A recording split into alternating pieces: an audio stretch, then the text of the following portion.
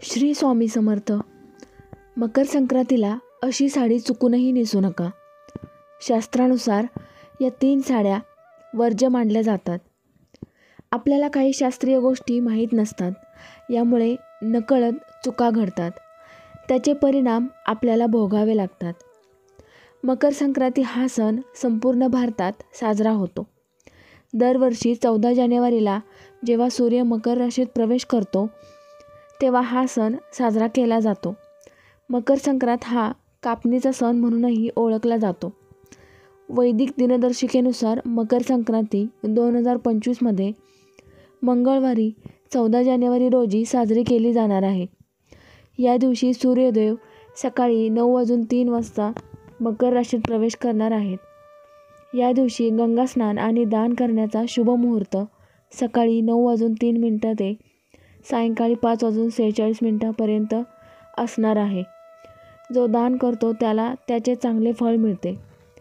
सूर्याचे मकर राशीत संक्रमण बलकरणावर होत असल्याने वाहन वाघ असून उपवाहन घोडा आहे.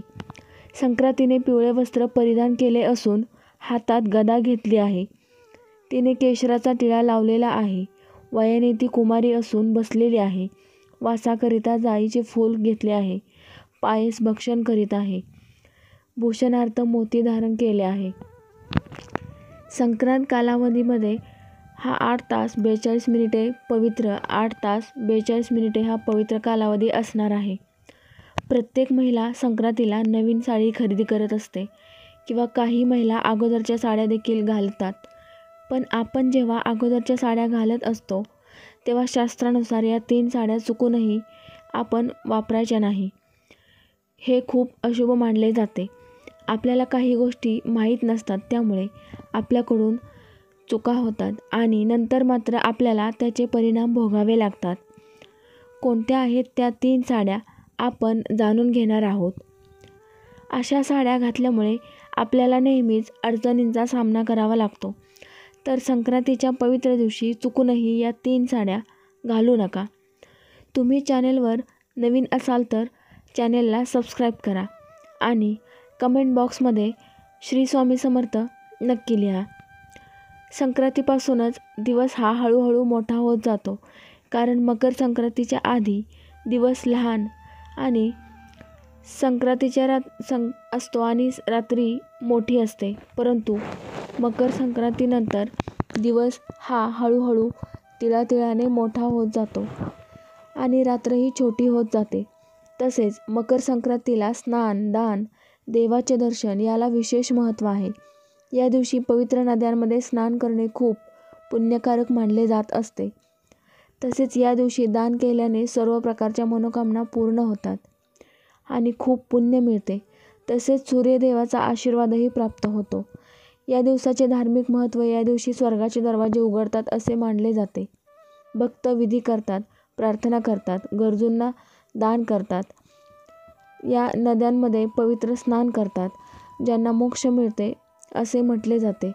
पौराणिकदृष्ट्या असे मानले जाते की भीष्म पितामहांनी मुक्ती मिळवण्यासाठी उत्तरायण दरम्यान या दिवशी आपले नश्वर शरीर सोडणे निवडले होते.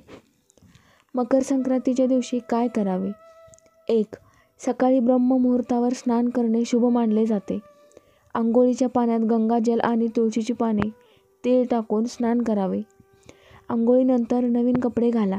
त्यानंतर तांब्याच्या भांड्यात पाणी भरून सूर्यदेवाला अर्पण करा. त्यामध्ये कुंकुम, तांदूळ आणि तीळ हे मिसळा. सूर्यदेवाच्या मंत्राचा जप करावा.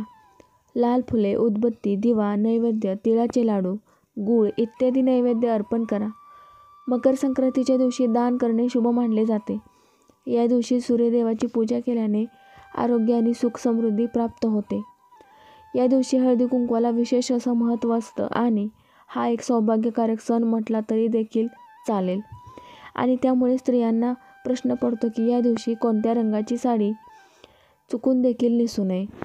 आपल्या हिंदू धर्मामध्ये प्रत्येक रंगाला वेगळं आणि अनन्यसाधारण असं महत्त्व आहे, कारण प्रत्येक रंग तुम्हाला एक वेगळी ऊर्जा प्रदान करत असतो आणि सकारात्मकता देत असतो. सकारात्मक शुभदायी लहरी प्रदान करत असतो आणि काही रंग अशुभ मानले जातात, नकारात्मकतेचे प्रतीक मानले जातात. पण आपल्या हिंदू धर्मात काही 4-5 रंग आहेत की ते शुभ मानले जातात.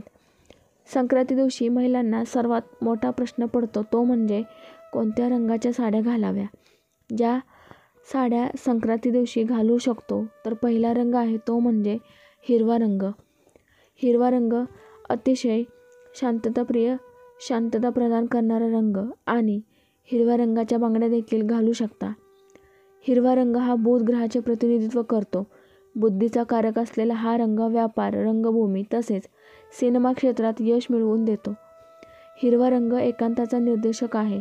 सर्वसामान्यपणे हिरवा रंग आवडणारी माणसं निसर्गप्रेमी, स्वप्नाळू असतील, मनाप्रमाणे वागणारी आणि तंत्रीत राहणारी असतात, बुद्धीप्रमाणे ज्ञानी असतात. शास्त्रातही हिरव्या रंगाला महत्त्व आहे. तो शुभ आणि सौभाग्य प्राप्तीचे प्रतीक आहे असे मानले जाते. जशी हिरवी साडी, बांगड्यांचा हिरवा चुडा. त्यानंतर दुसरा रंग आहे तो म्हणजे लाल रंग. हिंदू धर्मानुसार लाल रंग उत्साह, सौभाग्य, उमंग, धैर्य आणि सुखी जीवनाचे प्रतीक आहे. लाल रंग तीव्रतेचे देखील प्रतीक आहे.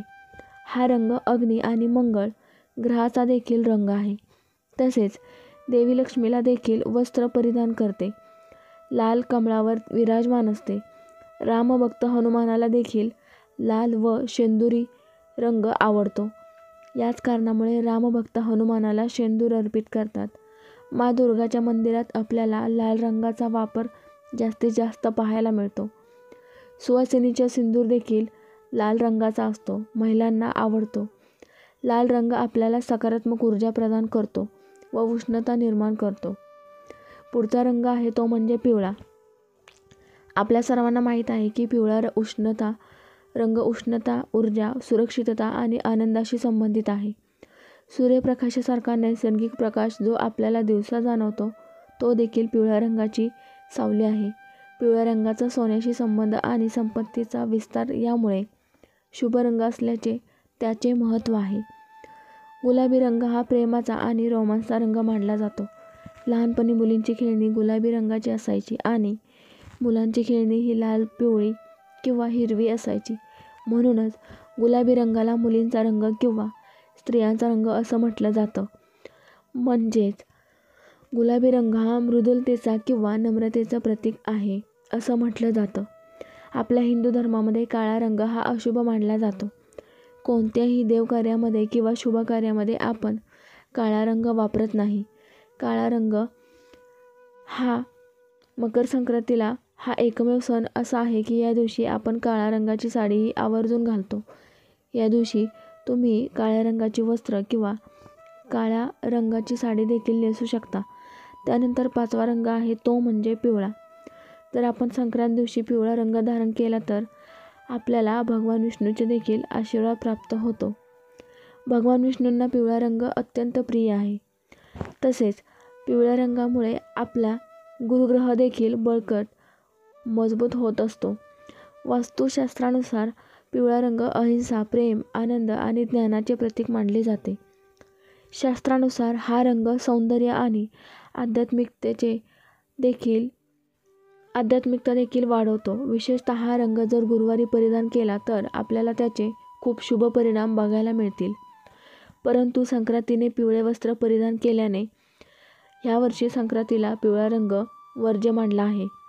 संक्रांतीला हा रंग घालू नये. दुसरी म्हणजे जी साडी तुम्ही मासिक धर्मामध्ये वापरली असेल ती संक्रांतीला पूजेच्या दरम्यान अशी साडी घालायची नाही. आणि तिसरी साडी जी संक्रांतीला घालू जाऊ नये ती म्हणजे तुमची संक्रांतीला पूजा व्यर्थ ठरणार आहे. श्री स्वामी समर्थ. जय जय स्वामी समर्थ. ही माहिती आवडल्यास व्हिडिओला लाईक करा, शेअर करा. चॅनलवर नवीन असाल तर चॅनल सबस्क्राईब करा. धन्यवाद.